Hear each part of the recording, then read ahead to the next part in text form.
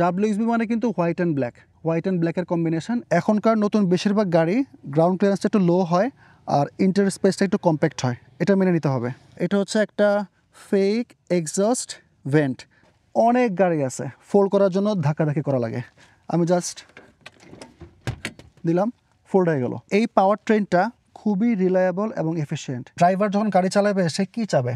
সে চাবে রোডে ফোকাস করতে, তো এই ইন্টেরিয়রটা আমাকে ওই ফিলটা দেয়। এই যে টোটাল যেই এই কনসোল বক্সটা, এটা অনেকটুকু পিছনের দিকে আসছে, মানে এই গ্যাপটা খুবই কম।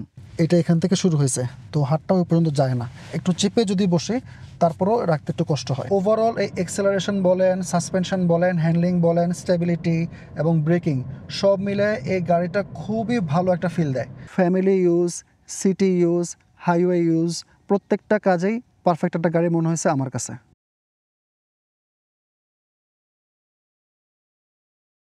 আসসালামু আলাইকুম, আমি সাইদি হোসাইন, আশা করি সবাই ভালো আছেন। আজকে গাড়িটা আমাদেরকে ভিডিও করার জন্য দিয়েছে SHK ইন্টারন্যাশনাল, তাদেরকে ধন্যবাদ। এই গাড়িটার কারেন্ট মার্কেট প্রাইসটা আমি নিচে দিয়ে দিচ্ছি, অ্যাপ্রক্সিমেট একটা প্রাইস। আজকের এই গাড়িটা হচ্ছে Toyota Corolla touring WXB 2020 model, pearl colour. এই গাড়িগুলা TNGA এর প্ল্যাটফর্মে বানানো হয়েছে।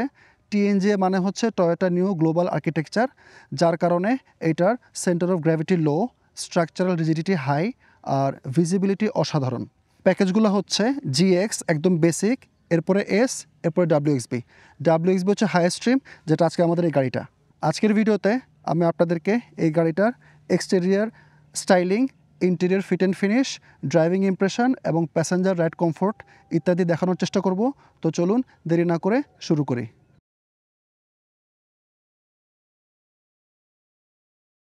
এই করোলা সিরিজের গাড়িগুলোতে তিনটা শেপ হয় বা ভ্যারিয়েন্ট: সেডান, ওয়াগন যেটা এইটা, আর একটা হচ্ছে হ্যাচব্যাক।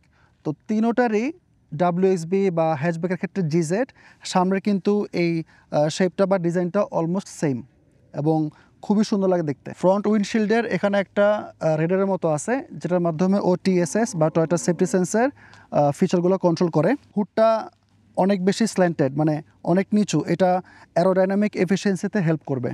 আর হেডলাইটটা খেয়াল করেন, খুবই সুন্দর একটা ডিজাইন এইটা। আর এই পোর্শনটুকু হচ্ছে DRL বা ডে টাইম রানিং লাইট, আর এটা হচ্ছে প্রজেকশন বাইবিম LED হেডলাইট। বাইবিম বলতে বোঝাচ্ছি এটার হাই বিম এবং লো বিম এই একটা বাল্বে কন্ট্রোল হয়। বাম্পারের এখানে একটা কালো অ্যাকসেন্ট আছে, এখানে আবার পিয়ানো ব্ল্যাকের মতো একটা ট্রিম। তো WXB মানে কিন্তু হোয়াইট অ্যান্ড ব্ল্যাকের কম্বিনেশন, এটা সবচেয়ে সুন্দর ফুটে ওঠে পার্ল হোয়াইট কালারের ক্ষেত্রে। আর বাম্পার সেন্সার আছে একটা, দুইটা, ওই পাশে আরও দুইটা, টোটাল 4টা।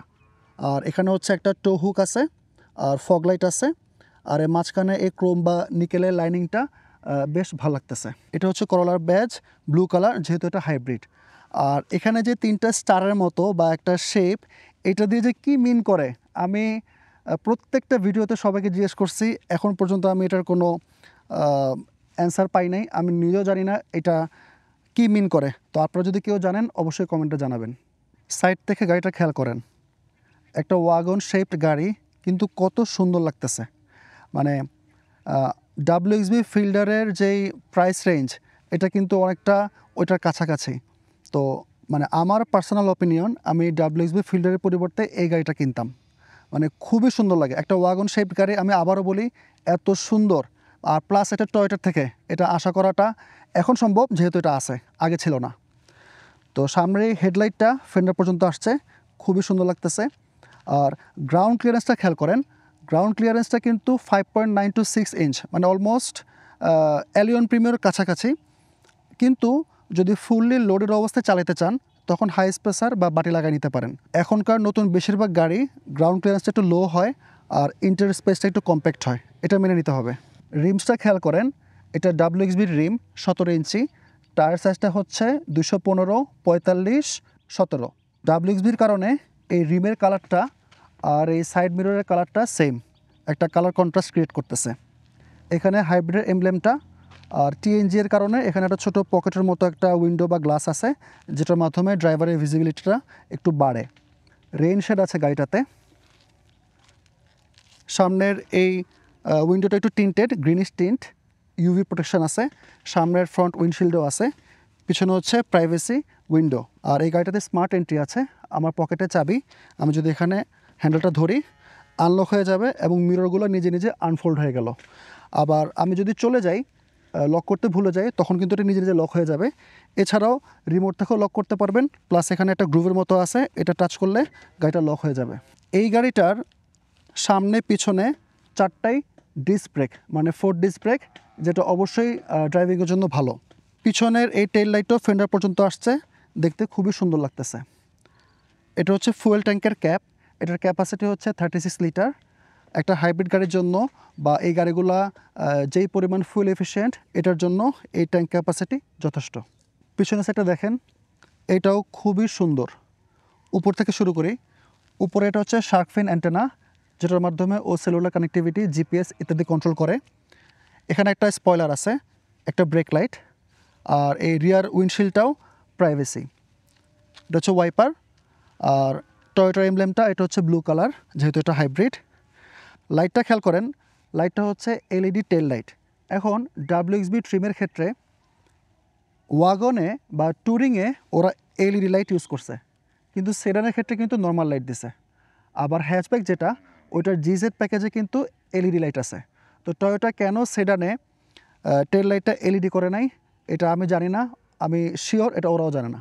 এটা হচ্ছে ইন্ডিকেটর লাইট আর এটা হচ্ছে ব্যাক লাইট, এবং লাইটের ভিতরে একটা ক্রোমের লাইনিং আছে, যেটা দেখতে খুবই অ্যাট্রাকটিভ লাগতেছে। বাম্পারটা খেয়াল করেন, বাম্পারের এখানে একটা রিফ্লেক্টর আছে, ওই পাশে আরেকটা। আর পার্কিং সেন্সার বা বাম্পার সেন্সার আছে একটা, দুইটা, ওই পাশে আরও দুইটা, টোটাল 4টা। এটা হচ্ছে টো হুক। আর নিচের এই পোর্শনটা হচ্ছে ম্যাট ব্ল্যাক। এটা হচ্ছে একটা ফেক এক্সস্ট ভেন্ট, ক্রোমের লাইনিং আছে, দেখতে ভাল লাগে, কিন্তু এটা ফাংশনাল না। ট্রাঙ্ক স্পেসটা দেখাই, যেহেতু ওয়াগন শেপ গাড়ি, এটা ট্রাঙ্ক স্পেসটা খুবই ইম্পর্ট্যান্ট। তো পকেটে চাবি আছে, আনলকড অবস্থায় খুললাম। হাইড্রোলিক ড্যাম্পার আছে। ভিতরে জায়গাটা যেহেতু ওয়াগন শেপ, অবশ্যই ভালো হবে, এবং আমি তাই দেখতেছি যথেষ্ট জায়গা। ফ্লোর যে হাইটটা, এটা অ্যাডজাস্ট করা যাবে। এই জিনিসটা উপরে নিচে করলে আপনারা চাইলে এই যে হাইটটা, এটা বাড়াইতে বা কমাইতে পারবেন। দুই পাশে দুইটা পকেটের মতো আছে, মালামাল রাখতে পারবেন। 4টা টাই ডাউন পয়েন্ট আছে। আর এই গাড়িটার সিট ফোল্ড করা যায়, 60-40 স্প্লিট, এবং এইটার ইমপ্লিমেন্টেশনটা আমার কাছে বেস্ট মনে হয়েছে। সিট থেকে করতে পারবেন, আর এখানে দুইটা লিভারের মতো আছে বা ল্যাচ সিস্টেম, এটা টান দিলে ফোল্ড হয়ে যাবে। এই দেখেন, অনেক গাড়ি আছে ফোল্ড করার জন্য ধাক্কাধাক্কি করা লাগে, আমি জাস্ট দিলাম, ফোল্ড হয়ে গেল। এবং আপনারা যখন ভিতরে বসবেন বা সামনে থেকে করতে চাবেন, ওইটাও করতে পারবেন। তো সিট ফোল্ড হয়ে যাওয়ার পরে জায়গাটা অসাধারণ, মানে মালামাল ক্যারি করার জন্য ওয়াগনের থেকে ভালো গাড়ি এই সেগমেন্টে হইতে পারে না।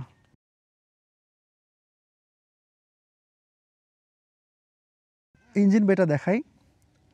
হুডের নিচে কোনো কভার নাই, মানে টয়োটা যেহেতু ওরা, এই করোলা সিরিজের গাড়িগুলোতে আমি এখন পর্যন্ত হুডের নিচে কভার পাই নাই, এটা থাকলে ভালো হতো। আর ইঞ্জিনটা হচ্ছে 2ZR FXE সিরিজের ইঞ্জিন, যেটা 1.8 লিটার বা 1800 সিসি। এটা প্রডিউস করে 121 হর্স পাওয়ার আর 142 নিউটন মিটার্স অফ টর্ক। আর গিয়ারবক্সটা হচ্ছে ECVT। এই পাওয়ার ট্রেনটা খুবই রিলায়েবল এবং এফিশিয়েন্ট। এই কারণে টয়োটা এই same set up CHR, Prius, তারপরে করোলা ক্রস, নোয়া, ভক্সি স্কোয়ার, যেগুলো হাইব্রিড, সবগুলোতে ইউজ করছে, এবং এটার ফিডব্যাক খুবই ভালো। আমি এই পাওয়ার ট্রেনের আমাদের দেশে কোনো সমস্যা হয়েছে বা নষ্ট হয়েছে এটা এখন পর্যন্ত শুনি নাই, বা আপনারা যদি শুনে থাকেন কমেন্টে জানাতে পারেন। নর্মালি গাড়িতে যে ব্যাটারি থাকে নন হাইব্রিড গাড়ির ক্ষেত্রে বা কনভেনশনাল গাড়ির ক্ষেত্রে, সেটা হচ্ছে অক্সিলারি ব্যাটারি বলি আমরা, ওইটা সামনে থাকে। কিন্তু হাইব্রিড গাড়ির ক্ষেত্রে কিছু কিছু গাড়ি যেমন অ্যাকোয়া, এক্সিও, ওইটাতে পিছে থাকে, কিন্তু এই গাড়িগুলোতে এটা সামনে দিছে। এই কারণে হেল্পের মাধ্যমে গাড়ি স্টার্ট দেওয়া এই গাড়িগুলোর ক্ষেত্রে একটু ইজি হয়। 1800 সিসি হওয়ার কারণে এটার ইয়ারলি AIT 50,000 টাকা।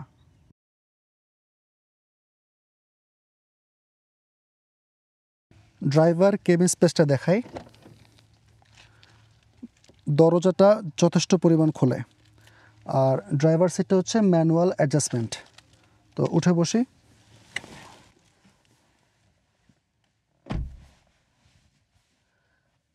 সিটগুলা খুবই কমফোর্টেবল এবং সাপোর্টিভ।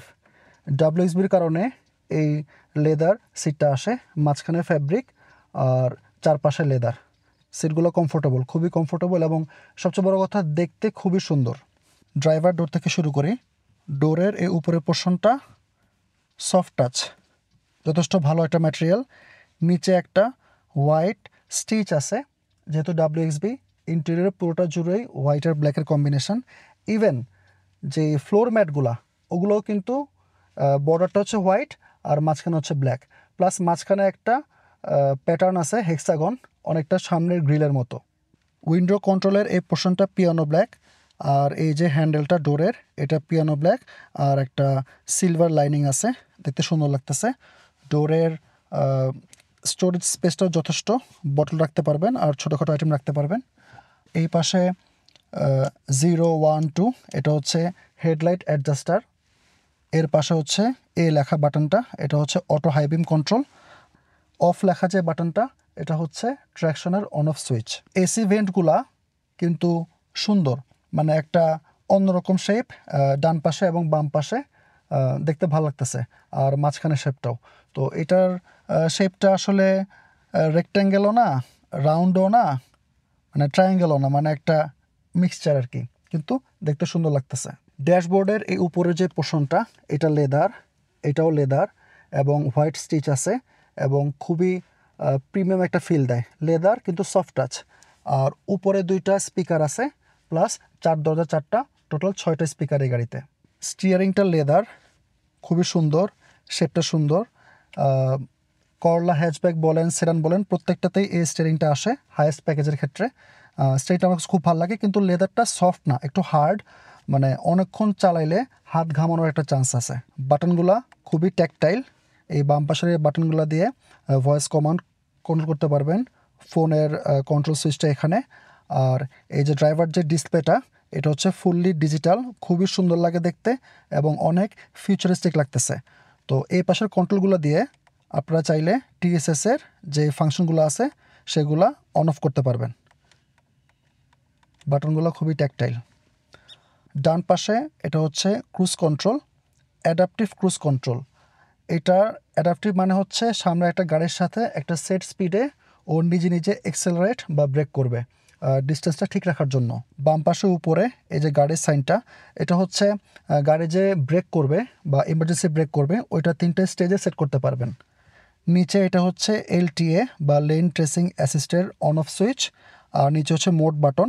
এই মোড বাটন দিয়ে আর এই ডান পাশের ফরওয়ার্ড আর রিভার্স এই সাইনওয়ালা বাটনটা দিয়ে এই প্লেয়ারটা কন্ট্রোল করতে পারবেন। প্লেয়ারটা খেয়াল করেন, প্লেয়ারটা টয়োটা ডিফল্ট দেয়, দেখতে সুন্দর, মডার্ন আর অনেকটা সিম্পল, কিন্তু এটা অ্যান্ড্রয়েড অটো এবং অ্যাপেল কারপ্লে সাপোর্ট করে, মানে টয়োটা বিল্ট ইন দিয়ে দিচ্ছে, বুঝতেছেন, একটা ওয়াগন শেপ গাড়িতে। নিচে হচ্ছে হ্যাজার্ডের সুইচ, আর ক্লাইমেট কন্ট্রোলটা এখানে আবার সিঙ্গেল জোন। আমি আবারও কম্পেয়ার করি, সেডান ডাব্লিউএক্সবি এবং ওয়াগন বা টুরিং ডাব্লিউএক্সবিতে কিন্তু সিঙ্গেল জোন ক্লাইমেট কন্ট্রোল, একমাত্র হ্যাচব্যাক যেটা জিজেড ওইখানে আপনি ডুয়াল জোন ক্লাইমেট কন্ট্রোল পাবেন। এখন এটাও হাইয়েস্ট প্যাকেজ, ওইটাও হাইয়েস্ট প্যাকেজ, কিন্তু টয়োটা এটাতে দিবে না, ওইটাতে দিছে। কেন দিছে আমি আবারও বলি, আমি তো বুঝতেছি না, ওদেরকে জিজ্ঞেস করলে ওদের কাছে হয়তো কোনো ব্যাখ্যা থাকবে, কিন্তু আমি যতদূর মনে করি যে ওরা জানে না। এসির কন্ট্রোল সুইচ যে বাটনগুলা এগুলো মোটামুটি ভালো, ট্যাকটাইল, আর নিচে এখানে একটা ছোটো স্টোরেজ আছে, আমরা ফোনটা রাখতে পারতেছি। পিছনের এই সাইড জুড়ে আবার লেদার এবং হোয়াইট স্টিচ আছে। এখানে হচ্ছে ইভি মোড, ব্যাটারিতে বেশিক্ষণ থাকাটা প্রায়োরিটি দিবে এই বাটনটা দিয়ে, আর এই পাশে হচ্ছে ড্রাইভ মোড সিলেক্টার। গিয়ার নবটা ছোট, কিন্তু এই পোর্শনটা লেদার, সাইডেও লেদার আছে, দেখতে ভালো লাগতেছে। পিছনে পি লেখাটা হচ্ছে পার্কিং ব্রেক বা ইমার্জেন্সি ব্রেক বা আমরা যেটাকে হ্যান্ড ব্রেক বলি। তো এটা ইলেকট্রিক্যাল এবং এটা অটোমেটিক। যখন ড্রাইভে দিবেন এটা নিজে নিজে রিলিজ করে দিবে, আবার যখন পার্কিংয়ে দিবেন এটা নিজে নিজে আবার এঙ্গেজ করবে। পাশে এটা হচ্ছে ব্রেক হোল্ড। ব্রেক হোল্ড খুবই কাজের একটা ফিচার, আমি প্রত্যেকটা ভিডিওতে বলি, আবারও বলি, জ্যামের মধ্যে বা কোনো স্লোপে উঁচুতে উঠতেছেন বা নিচে নামতেছেন তখন এই ব্রেক হোল্ড ফিচারটা খুবই কাজের। পিছনে 2টো ছোটো কাপ হোল্ডার আছে, এখানে 250 বা 500 ml মতো বটল আটবে, আর এই পোর্শনটুকুতে আবার 2 পাশে পিয়ানো ব্ল্যাক দিছে। পিছনের এই যে স্টোরেজটা উপরে লেদার আছে, যথারীতি 2 পাশে হোয়াইট স্টিচ, কিন্তু ভিতরের স্পেসটা খুবই ছোট। একটা 2.1 অ্যাম্পিয়ারের ফাস্ট চার্জার আছে ইউএসবি এ, আর একটা 12 ভোল্টের 120 ওয়াটের পাওয়ার আউটলেট আছে। এই গাড়িটার আবার দেখেন রুফটা কালো ডাব্লিউএসবি হওয়ার কারণে।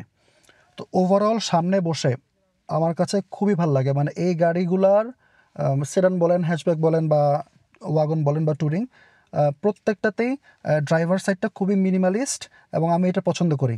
অতিরিক্ত টাচ জিনিসপত্র নাই, সবগুলা বাটন বেসড, এবং ড্রাইভার যখন গাড়ি চালাবে সে কী চাবে, সে চাবে রোডে ফোকাস করতে। তো এই ইন্টেরিয়রটা আমাকে ওই ফিলটা দেয়। এখন আমরা পিছু উঠে দেখব যে রিয়ার কেবিন স্পেসটা কেমন। রিয়ার কেবিন স্পেসটা দেখাই।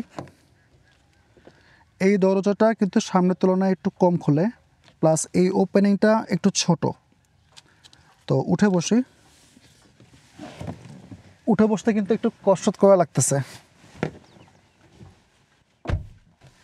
উঠে বসলাম, প্রথমে যেটা ফিল হচ্ছে সিটটা কমফোর্টেবল ঠিক আছে, কিন্তু একদম মানে অনেকটা সোজা হয়ে আছে, মানে আপরাইট অবস্থায় আছি। এটার একটাই প্রবলেম, সেটা হচ্ছে এটার পিছনের সিটগুলো রিক্লাইন করা যায় না। ডাব্লিউএসবি ফিল্ডারে এটা করা যায়। তো একটু কম কমফোর্টেবল লাগতেছে, কিন্তু বসা যাচ্ছে। নি রুম যথেষ্ট, টো রুম যথেষ্ট, আর হেডরুমটাও যথেষ্ট, এখানে কোনো কমপ্লেন নাই। ডোরের এই পোর্শনটুকু সামনের মতোই সফট টাচ, একটা হোয়াইট স্টিচ আছে, আর এই ডোর যে হ্যান্ডেলটা এটা একটা স্যাটিন ফিনিশ, দেখতে সুন্দর লাগে। এই পোর্শনটুকু হচ্ছে পিয়ানো ব্ল্যাক, আর বটল হোল্ডারটা দিয়ে দিছে উপরে। নর্মালি ডোরের নিচের দিকে থাকে, এটা দিয়ে দিছে উপরে, কিন্তু এটা সামনেটার মতোই 250 বা 500 ml বটল ইজিলি আটবে। আর এই পাশে একটা ছোট স্টোরেজ আছে, ফোন টোন রাখতে পারবেন। এই পোর্শনটুকু আবার লেদার, এখানে কোনো ওরা কম্প্রোমাইজ করে নাই, যথেষ্ট প্রিমিয়াম ফিট অ্যান্ড ফিনিশ। এখানে একটা ছোট্ট স্টোরেজ আছে, কিন্তু এটা খুবই ছোট, আমার ফোনটা সম্ভবত এখানে রাখলে আটবে না। না, এখানে একদম ছোটোখাটো আইটেম বা ভিজিটিং কার্ডের বক্স বা এরকম কিছু রাখা যাবে, এছাড়া তেমন একটা কাজের মনে হচ্ছে না, বা কয়েন টয়েন রাখতে পারবেন। আর নিচে দুইটা 2.1 অ্যাম্পিয়ারের ইউএসবি এ পাওয়ার আউটলেট আছে, এটা খুবই কাজের। এই গাড়িটাতে বিশেষ করে করোলা সিরিজের 3টা ভ্যারিয়েন্টে পিছনের জায়গাটা একটু কম, মানে এই উইডথটা একটু কম। এই ক্ষেত্রে আবার ডাব্লিউজি ফিল্ডারটা একটু আগায় থাকবে, কারণ ওইটা একটু চওড়া। তো ওইখানে 3 জন বসা যায়, এখানে বসা যাবে কিন্তু একটু কষ্ট হবে। এখানে একটা ট্রান্সমিশন টানেল আছে, কোনো কারণ নেই, কিন্তু এটা একটা সমস্যা। প্লাস এই যে টোটাল যেই এই কনসোল বক্সটা, এটা অনেকটুকু পিছনের দিকে আসছে, মানে এই গ্যাপটা খুবই কম। তো এখানে 3 জন বসে লং ডিস্টেন্স বা লং ড্রাইভে গেলে একটু রেস্ট নিয়ে চলতে হবে, টানা চলতে একটু কষ্ট হবে, কিন্তু 2 জনের জন্য এটা পারফেক্ট। 3টা হেড রেস্ট দিয়ে দিছে, তো ওরা আশা করতেছে 3 জন বসা যাবে, কিন্তু আমার মতে শর্ট ডিস্টেন্সে। আর্ম রেস্ট আছে 2টা কাপ হোল্ডার সহ, এইটাও উপরটা পুরোটা লেদার, আরামদায়ক। 2 জনের জন্য কিন্তু গাড়িটা পারফেক্ট আছে। আর এগুলো হচ্ছে আইসোফিক্স পয়েন্ট চাইল্ড সিট অ্যাটাচ করার জন্য।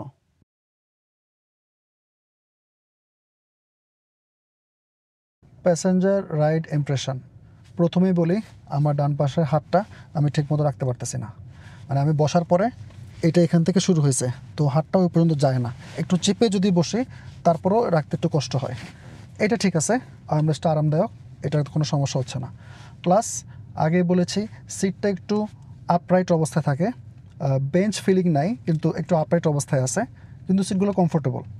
আর সাসপেনশনের ফিডব্যাকটা সারপ্রাইজিংলি গুড, মানে করোলা সেডান যথেষ্ট আরামদায়ক, হ্যাচব্যাকটাও আরামদায়ক, কিন্তু এইটাও অনেক আরামদায়ক। মানে এইটা যদি আমি কম্পেয়ার করি, মানে সিটটা রিক্লাইন করা যায় না, কিন্তু এটা ছাড়া খুবই আমার মতে এটা পারফেক্ট সাসপেনশন।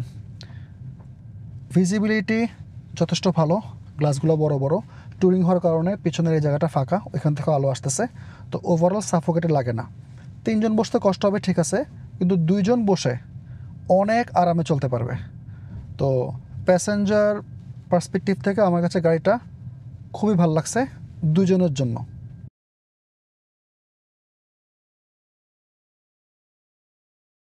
ড্রাইভিং ইমপ্রেশন, প্রথমেই বলি সিটটা খুবই কমফোর্টেবল এবং সাপোর্টিভ, খালি দেখতেই সুন্দর না, বসে যথেষ্ট আরাম লাগতেছে।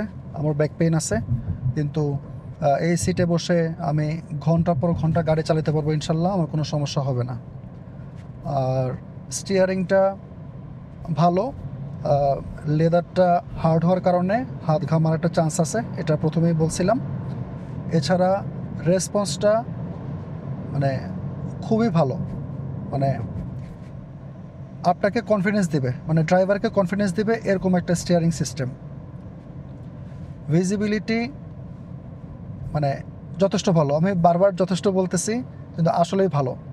মানে টিএনজি এর কারণে এই ছোট পকেটের মতো উইন্ডোটা, তারপরে ওভারঅল এই গ্লাসটা, সামনের উইন্ডশিল্ডটা, পিছনের উইন্ডশিল্ড, সব দিক থেকে ইজিলি বুঝতে পারতেছি আমি কিসের মধ্য দিয়ে যাচ্ছি, কিভাবে যাচ্ছি, মানে এখানে কোনো কমপ্লেইন নেই।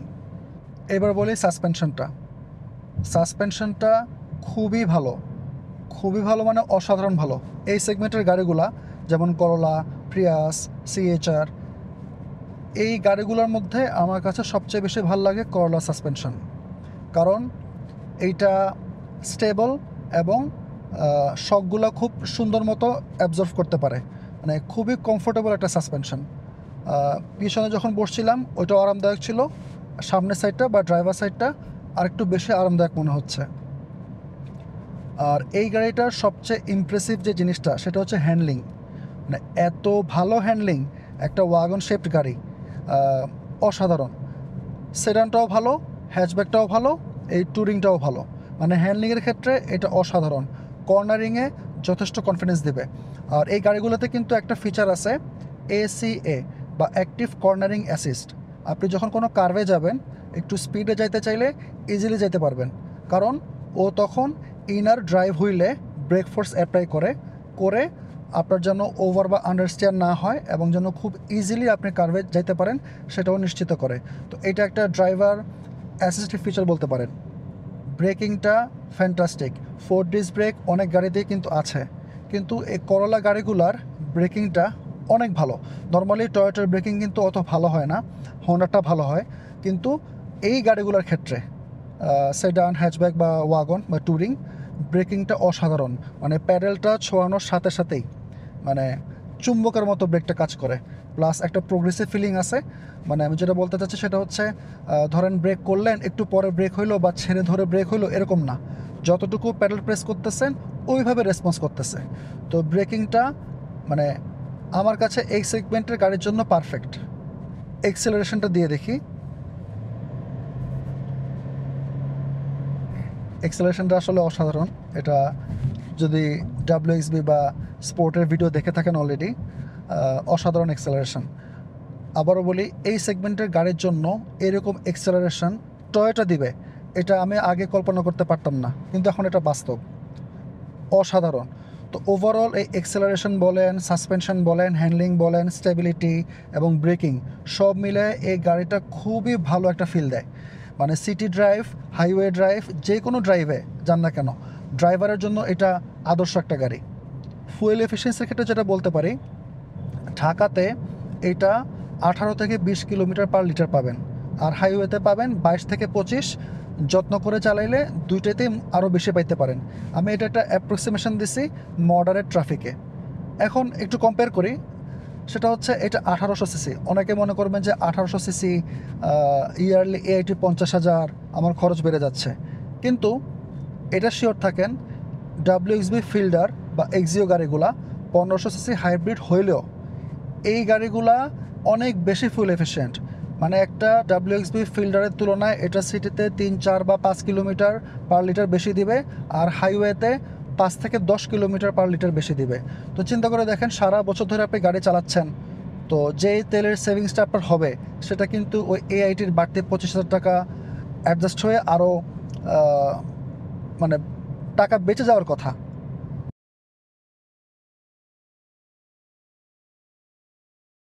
সবশেষে বলতে চাই, এই গাড়িটা কাদের জন্য? এটা অবশ্যই তাদের জন্য যারা একটা ডাব্লিউএক্সবি ফিল্ডার খুঁজতেছেন। ডাব্লিউএক্সবি ফিল্ডার থেকে এটা দেখতে সুন্দর, এটা চালায় অসাধারণ মজা, এবং এটা ওভারঅল ভালো গাড়ি। ড্রাইভিং যেই এক্সপিরিয়েন্সটা, এটা সেডান, হ্যাচব্যাক আর ওয়াগন তিনটাতেই more or less same. Family use, city use, highway use, প্রত্যেকটা কাজেই পারফেক্ট একটা গাড়ি মনে হয়েছে আমার কাছে। আজ এ পর্যন্তই, সবাই ভালো থাকবেন, আমার জন্য দোয়া করবেন। আল্লাহ হাফেজ।